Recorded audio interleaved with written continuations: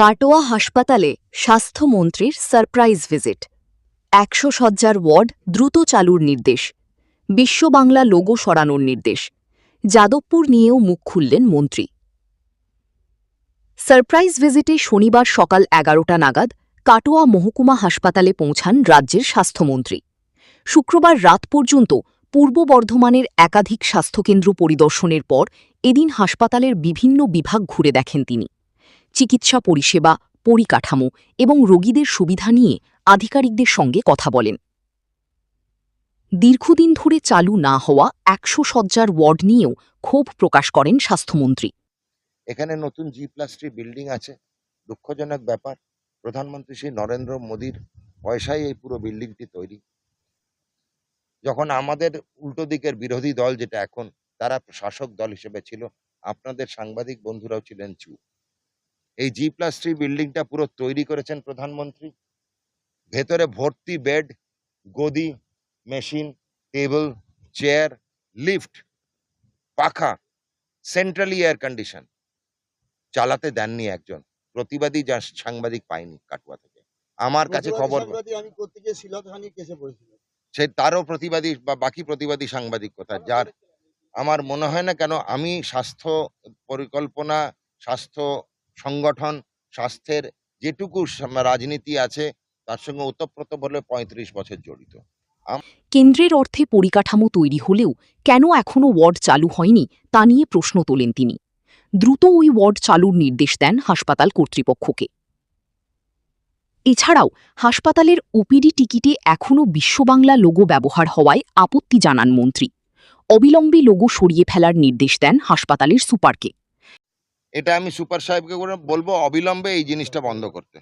আমি যদি আর একটা স্লিপ আর একটা কমপ্লেন সাংবাদিকদের কাছ থেকে পাই, তাহলে স্বাস্থ্য দপ্তর ব্যবস্থা নেবে। পাশাপাশি ২ কর্মীকে শোকজ করার কথাও জানান তিনি। স্বাস্থ্যমন্ত্রী জানান, বিভিন্ন হাসপাতালে পড়ে থাকা পরিকাঠামো দ্রুত চালু করার উদ্যোগ নেওয়া হচ্ছে। প্রয়োজনে অবসরপ্রাপ্ত চিকিৎসক ও বর্তমানে প্রাইভেট প্র্যাকটিস করা চিকিৎসকদেরও হাসপাতালের পরিষেবায় যুক্ত করার পরিকল্পনা রয়েছে। এদিন যাদবপুর বিশ্ববিদ্যালয়ের সাম্প্রতিক ঘটনা নিয়েও মন্তব্য করেন স্বাস্থ্যমন্ত্রী। প্রতিবাদের জায়গায় থাকুক। বিদ্যালয়, বিশ্ববিদ্যালয়ে প্রতিবাদটাকে রণক্ষেত্রে পরিণত করার প্রচেষ্টা করবেন না। বামকে প্রত্যাখ্যান করেছে জনগণ। নকশালবাদ নিপাত যাক, স্বাস্থ্যমন্ত্রী দাঁড়িয়ে বলছে। নাগরিক প্রত্যাখ্যান করেছে। বারবার নির্বাচনে দেখিয়ে দিচ্ছে নাগরিক যে বামপন্থার সঙ্গে বাংলা আর নিজেকে জড়িয়ে রাখতে চায় না। বাম শূন্য বাংলা বারবার কিন্তু সামনে তুলে ধরছে। নির্বাচনের মাধ্যমে জনগণরা তারা রায় দিয়ে দিয়েছে। আপনারা শূন্য হয়েই রয়েছেন পশ্চিমবঙ্গে। নিশ্চিহ্নের অবকাশ রয়েছে। শূন্য থেকে নিশ্চিহ্ন করার দায়িত্ব বাংলার নাগরিক নিয়ে নেবে। যেখানে সনাতনীরা, রামকৃষ্ণ পরমহংসদেবের, শ্রী চৈতন্যদেবের পশ্চিমবাংলা, সনাতনী দীক্ষায় দীক্ষিত বাংলা এবং বাঙালি, তাদের কাছে ওই ভিন দেশ থেকে আনা নীতি প্রত্যাখ্যিত। মার্কস এবং লেনিনের ধ্বংসের লীলার যে নীতি, যেখানে উনি রাশিয়ার রাজ পরিবারের পুরো পরিবারবর্গকে রাজনীতির নামে খুন করেছিলেন।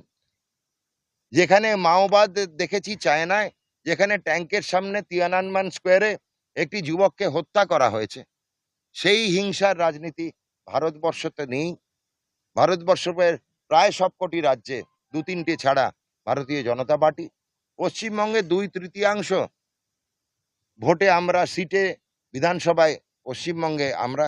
এখন বাঙালি সনাতনী ব্রতী। দয়া করে নকশালবাদ, মাওবাদ, লেনিনবাদ, মার্ক্সবাদ বাঙালি বাদ দিয়ে দিয়েছে। বামপন্থীদের থেকেও বলি যে পশ্চিমবঙ্গ থেকে আপনারা বাদ। তো আপনাদের এই মার্ক্সবাদের সূচনা করার প্রচেষ্টাটা বিফল করেছে যে ছাত্র সংগঠন, তাদেরকে সাধুবাদ জানাই। তাঁর দাবি, বাঙালিরা নকশালবাদ, মাওবাদ, মার্ক্সবাদ ও লেনিনবাদ প্রত্যাখ্যান করেছেন। বামপন্থীদের উদ্দেশ্যে তাঁর বক্তব্য, পশ্চিমবঙ্গ থেকে আপনারা বাদ। পাশাপাশি ওই ঘটনায় যুক্ত ছাত্র সংগঠনকেও সাধুবাদ জানান তিনি।